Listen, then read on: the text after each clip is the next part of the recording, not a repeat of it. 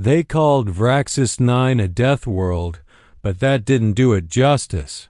This planet didn't just kill. It hunted, tricked, and feasted. Everything here was alive, angry, or poisonous, and sometimes all three.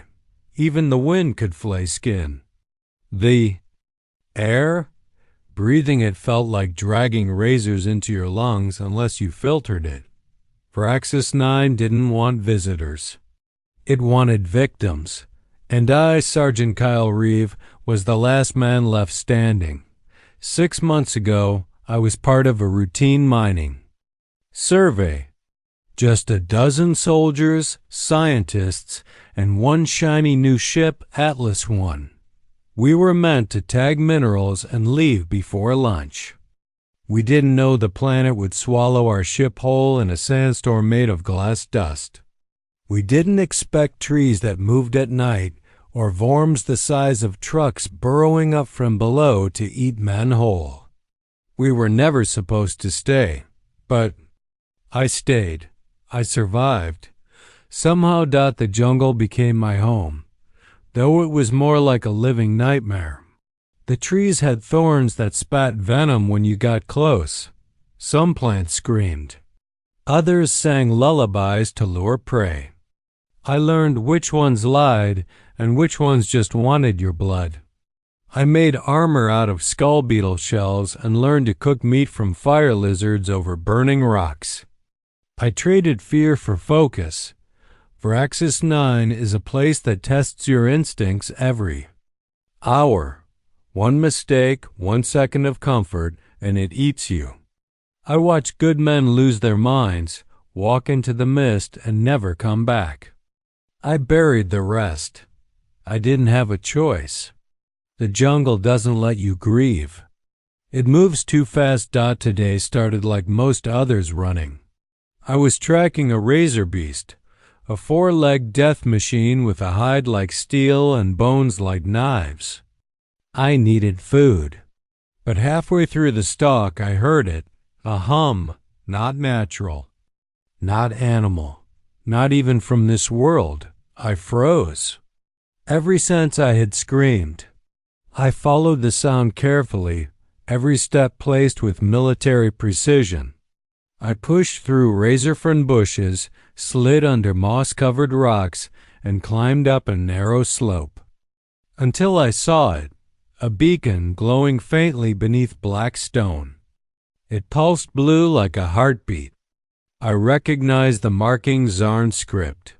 Sharp, angular alien glyphs that no human ever wanted to see again. The Zarn Empire insectoid, cruel, brilliant. They laughed at our species in council meetings across the stars, called Earth a mudball and called us loud monkeys with guns.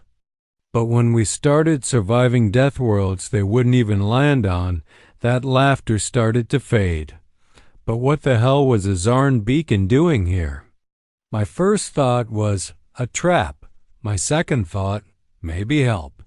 I couldn't ignore it. I touched the surface, fingers trembling slightly. It clicked to life. A voice echoed through my helmet, deep, cold, mechanical. Not human.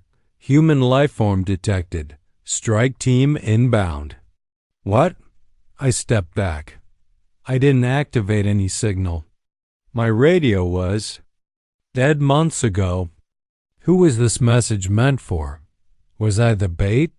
Was I the target? The jungle answered for me. The wind dropped. The air shifted. Then the ground trembled. It started as a soft rumble, like distant thunder underfoot. Then a boom, something massive, crashing through the clouds above. I looked up, heart pounding. The sky, once red and hazy, turned black. Shadows moved fast overhead, and then I saw it. A Zarn dropship, angular and obsidian black, pierced the clouds like a blade. It descended fast, jets roaring, burning the treetops beneath it. No lights, no insignias. Just raw menace. I ducked into the rocks, heart hammering. I watched its claws unfold. Six-legged landing gear crushed a ridge below. Steam hissed. Doors. Opened out stepped 6 Zarn hunters. They weren't scouts. They weren't diplomats. They wore full exo-armor glowing with crimson pulses, and carried weapons that looked like they were made to erase species, not capture them. The lead one tilted its head, scanning the jungle with red eyes. Its mandibles clicked out. It laughed out. They had come here for me. I backed away slowly, every instinct firing red alerts in my mind. I had survived Vraxis 9. I had fought its monsters. I had outlived storms and starvation. But this was war. Why were they here now? Did they think I was a loose end, a threat? Or were they here to test themselves against something this planet had sharpened? One thing was clear. This wasn't a rescue. This was a hunt, and I was the prey. As I slipped back into the jungle shadows, I whispered to myself, let's see if they can survive what I did. Because on Vraxis 9, nothing dies easy. Asterisk, just as I vanished into the jungle, the lead Zarn turned and spoke in perfect Earth standard. The human is watching. Let the game begin. His armor opened slightly, and from inside, he released a small metal sphere. It flew into the trees, scanning. Then it turned red, locked onto me, and shrieked out. Every creature in the jungle turned toward me at once, and started running. Asterisk, the jungle didn't breathe anymore. It waited. The air was tight with silence until the screaming began. That red orb the Zarn dropped. It wasn't a scanner. It was a trigger, a sound bomb designed to provoke the local wildlife. And it worked. Within seconds, the trees around me exploded with motion. A herd of blade-back runners, 3-legged beasts with scythe-like spines, charged through the undergrowth. Behind them came a tide of flesh leeches, sliding in clusters like hungry snakes. Swarms of firewing insects hissed above like burning paper. The entire jungle had just been turned against me, but I didn't panic. This was Vraxis 9, and I knew its rhythm. I threw a sonic lure behind me and leapt into a trench. The creatures surged past, wild with bloodlust, tearing into anything that moved. I crouched low, heart thudding, watching the Zarn hunters descend into the chaos like they owned it. 6 of them, each armored like a walking fortress. Smooth, black carapace. Weapons shaped like claws and spears, glowing red at the core. No words. Just precision. The first Zarn raised its hand, aimed at the bladebacks and wiped out half. The pack with a plasma burst that lit the jungle on fire. They weren't tracking me anymore. They were flushing me. I ran not away from them. Around them. I knew a path through the ash fields, a stretch of cracked volcanic earth where vent gas burned skin and ash storms hit like razors. No living thing goes in there. But I wasn't just any living thing. 2 of the Zarn followed, fast and silent. I didn't look back. I counted my steps and hit the kill zone exactly where I planned. Earlier, I'd hidden a damaged fuel cell from Atlas 1 under a nest of bones, delicate, dangerous, very, very explosive. I stopped, whirled, and fired a shot at the bones as the Zarn stepped over them. Boom. A fireball split the ash sky. The shockwave knocked me back. The earth cratered beneath the blast, and when the smoke cleared, they were gone. Just twisted metal and scorched armor. 4 left. I didn't celebrate. I didn't smile, because I knew this wasn't over. The Zarn don't fear death. They study it. They adapt. And they never come alone. As I crossed a ridge, a sharp hiss above made me freeze. A drone sleek, the size of my head, zipped overhead, scanning for heat signatures. I dropped to the ground and slid under a root bridge. Too late. The drone beeped. And moments later, one of the remaining hunters landed directly in front of me, folding down from the canopy like some spider god.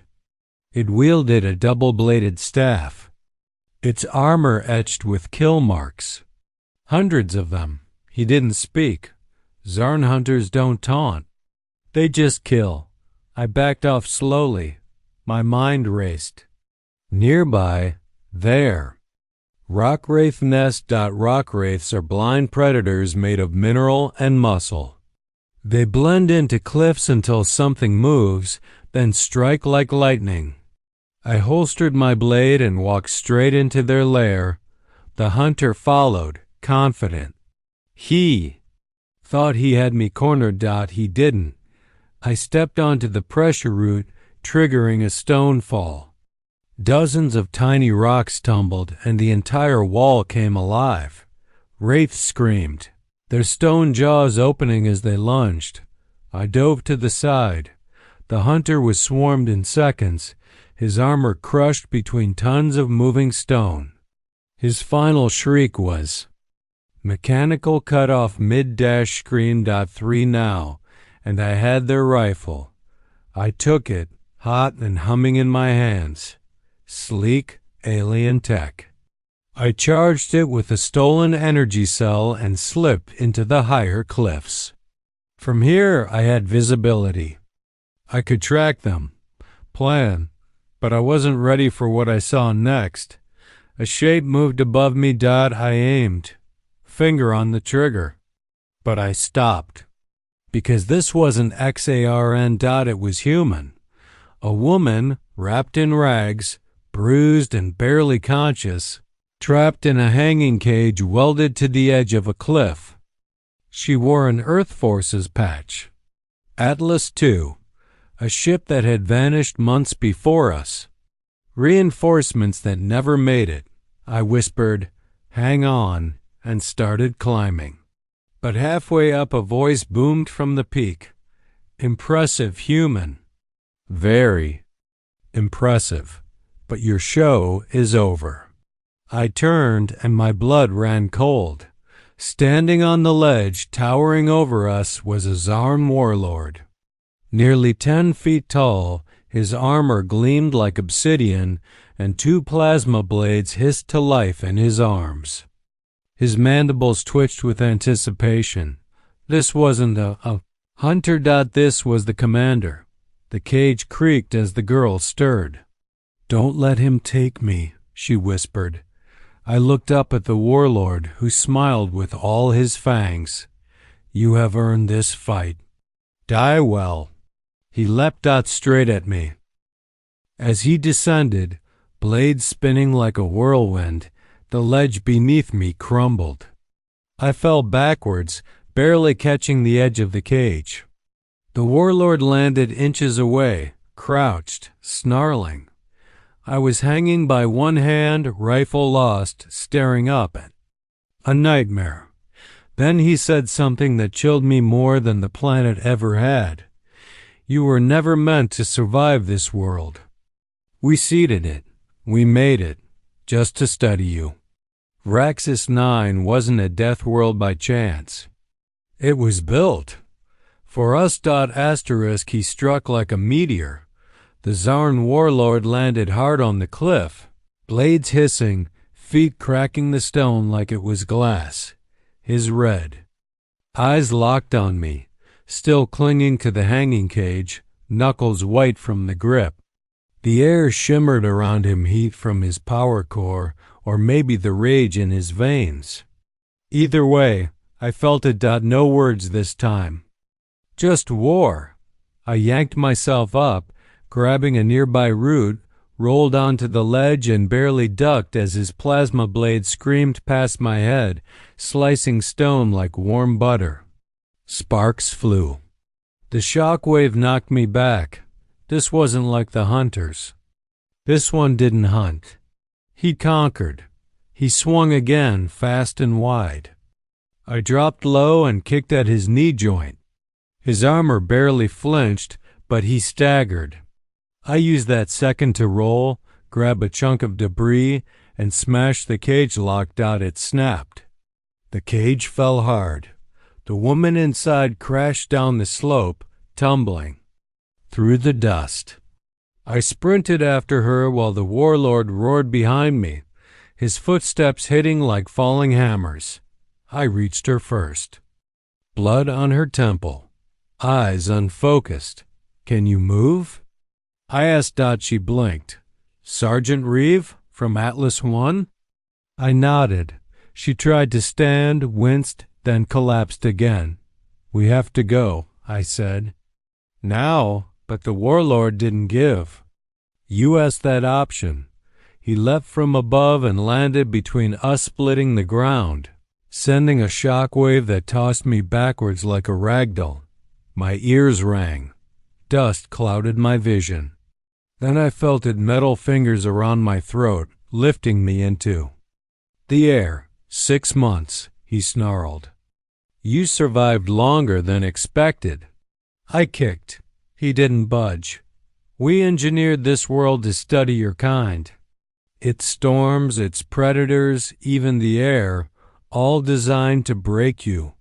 And still, you adapt." His second blade ignited. The tip hovered near my chest. "You're dangerous, unpredictable. And that is fascinating." I smiled, blood in my teeth. "We're just getting started." I reached into my belt and slammed my stolen Zarn energy cell into his exposed side. Boom. An electric blast lit the entire ravine. The explosion threw both of us apart. I hit a wall hard. Everything went black for a second. When I came to, I was face down in rock and ash, ears buzzing. My armor was cracked. The warlord's silhouette limped through smoke, his left arm dragging, one blade flickering. He was still alive. I dragged myself up, coughing. "Come on," I whispered. "Let's end this." He charged. We met in the middle of the canyon, fists flying, blades clashing. No strategies, no tricks, just brute survival. He sliced my shoulder. I slammed my elbow into his mandibles.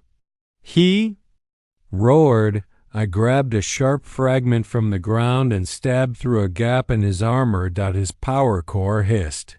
He staggered, swiping wildly. I ducked, grabbed a broken plasma spear, and drove it straight into his second heart, the Zarn Keep. 2 in different sides of the chest. He jerked, spasmed, and collapsed. His armor sparked. His body twitched. Then, still, I stood over him, panting, trembling. Victory?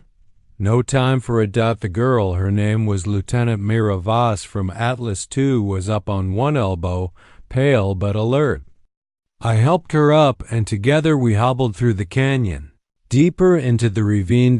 We needed to find shelter, or a comms relay, or even a damn cave. Anything. Then my wrist monitor beeped. Unknown signal detected. Origin Zarn device. I looked. Down. No. A flashing icon pulsed. A countdown. 5:00 459. 458. They'd planted a nuclear payload deep under the planet's crust. A backup plan. If we beat them, they'd erase the evidence. Erase everything. I stopped cold. They're going to blow the planet, I said. Mira's eyes widened. That's not just a cleanup nuke. That's an extinction-level core bomb. If it goes off, it'll trigger chain reactions across the tectonics, I finished. Not just here. The shockwave will hit nearby colonies. Hundreds of thousands dead. Can we stop it? She asked. I don't know, but I'm going to try. We found the access chamber, a buried hatch sealed in Zarn script, glowing with red energy. I smashed the console. Sparks flew. The door opened to a tunnel descending into the abyss. The deeper we went, the hotter it got. The walls pulsed like veins. Everything hummed. Alien tech merged with natural stone. This place wasn't just a trap. It was a lab. At the bottom was the bomb, suspended in a containment field, glowing blue. Dozens of tendrils snaked from it into the planet's crust. A control panel hovered nearby. I stepped forward, but then something behind us moved. The warlord, half his face gone. One arm burned to the bone. And still he crawled toward us, dragging himself with a single functioning leg, plasma core leaking sparks. You will not undo our work, he growled. I aimed a Zarn rifle I'd stolen. Yeah? I said. Watch me. He lunged. I fired. Point dash blank. His body arched, convulsed, then fell into the pit beside the bomb. Dead. For real this time. I reached the control panel. Alien code scrolled fast. No Earth interface. No translation. Just instinct and guesswork. Mira stepped beside me. I've seen this script. I studied it. Let me. She worked fast, fingers trembling but focused. Sweat poured down her face. Come on, come on. The countdown ticked. 0 minutes 15 seconds and 0 milliseconds, 10:08. I stared at her. Any last words? She smirked. Shut up and let me focus. Beep. Everything went. Still. The screen flashed. Nuclear payload deactivated. The chamber lights flickered. The humming stopped. We collapsed to the floor in silence. For a moment, there was no war. No jungle. Just two exhausted survivors in the belly of a death world. That almost one. Then came a sound I hadn't heard in 6 months. Engines. Louder. Closer. We stumbled out of the chamber and looked up. Through the clearing sky. A real Earth dropship descended bearing the mark of Fleet Command. Reinforcements. Rescue. Finally. As it landed, I looked at the burning treetops. The jungle hissed in defeat. Let them laugh at death worlds, I muttered. They forgot we built ours first. Asterisk. High above the planet, in the cold vacuum of deep space, a massive Zarn command vessel drifted in darkness. Inside, a dozen glowing eyes watched the footage. The warlord's failure. The human's victory. A voice, ancient and cold, spoke. Phase 1 complete. The humans are stronger than expected. Another responded. Then we moved to Phase 2. Activate the others. Dozens of death worlds blinked to life across the star map. Earth had won a battle, but the war had just begun. The dropship cut through the clouds like a blade of hope. Its hull gleamed silver in the dim light. Earth's insignia burned into the side, proof that someone somewhere had remembered us. As it landed on the scorched clearing of Raxus 9, dust and ash spiraled into the air. Mira and I stumbled toward it, bleeding, limping, alive. The bay door hissed open. Inside stood 4 soldiers in reinforced suits, their helmets reflecting the jungle behind us. A 5th figure stepped forward. Taller, commanding. His rank patch read Commander a Thorn. He didn't smile. Sergeant Reeve, Lieutenant Voss, he said, scanning our faces. You weren't supposed to survive. That was the first red flag. The second came when Mira whispered, I know that.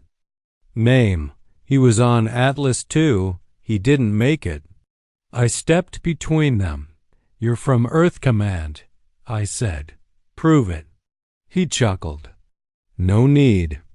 His face rippled and melted. In seconds, his skin shifted, pupils turned vertical, and his voice grew deeper. Not human. Not even close. You won't understand now, he said. But you're standing at the edge of a much larger war. I drew my sidearm. Mira reached for a fallen blade. Too late. The fake commander raised his hand, and everything around us froze. Not in time. In motion. Our limbs wouldn't move. Our weapons dropped from numb fingers. Something in our heads buzzed like a short circuit. He walked toward us, calm, elegant. A mimic, an infiltrator. Your kind evolves under pressure, he said. That's why we chose you. We made Vraxis to see what you could become, to sharpen you. I grit my teeth. Why? What's the point? He looked at the sky. Because we're at war with something far worse than you. Suddenly, everything snapped back. Mira Dove grabbed a plasma pistol and fired. The shot ripped through his chest and his body exploded into ash and wire. What the hell was that? She gasped. I didn't answer. I was already running to the cockpit. Inside, Earth systems blinked on. Navigation, comms, manual override. But there was something else, too. A data core still warm plugged into the console. Tapped it. The screen flickered, then showed a series of maps. Dozens of planets. Glowing red, marked with coded Zarnglyphs. DeathWorlds. Each one labeled. Human testing zone. I scrolled. Hundreds of logs, video feeds, combat simulations, genetic breakdowns of human soldiers. They'd been tracking us for years. Mira leaned over my shoulder. It's not just Vraxis.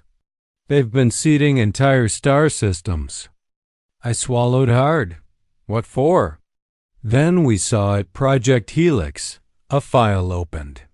Inside, a single message played in a voice we'd never heard before.